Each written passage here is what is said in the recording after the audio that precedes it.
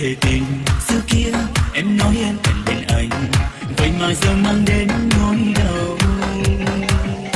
Nỗi đau chưa kịp ngủ quên thì em đã bước trên đường.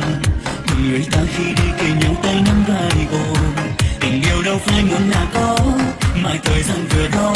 Phải chăng khi yêu anh em đã làm thầm lừa rồi? Nào ai đã một lần được yêu, được nắm lấy trọn vòng tay, được gần bên trao yêu thương, bước đi chung vòng tay ấy. Từ khi có em bên đời anh chỉ mong được nghĩa một tình yêu, cớ sao trái tim em vẫn không dành trọn cho anh.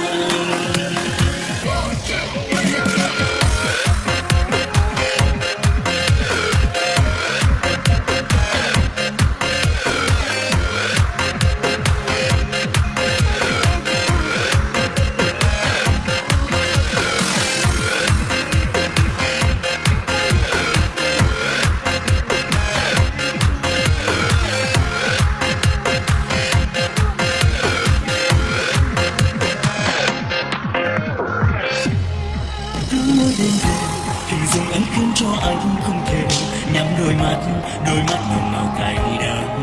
Anh không thể tin xưa kia em nói em cần bên anh, vậy mà giờ mang đến nỗi đau.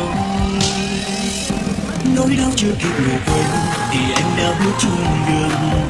Cùng người ta khi đi kề nhau tay nắm vai ôm, tình yêu đâu phải muốn là có, mà thời gian vừa đó.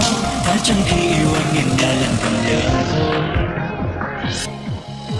Nào ai đã một lần được yêu, được nắm lấy trọn vòng tay, được gần bên trao yêu thương, bước đi chung vòng tay anh. Từ khi có em bên đời anh chỉ mong được nghĩa một tình yêu, cớ sao trái tim em vẫn không dành trọn cho anh.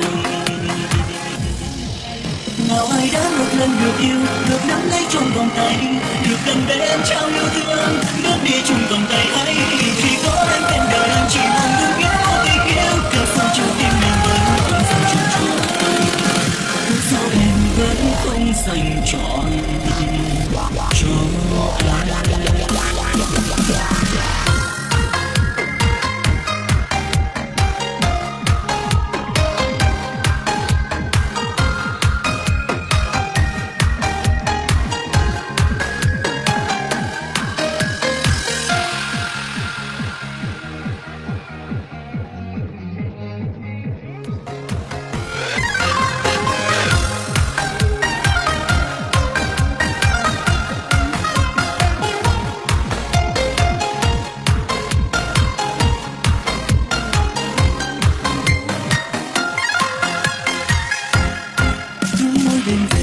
Hình dung anh khiến cho anh không thể nhắm đôi mắt màu cay đắng.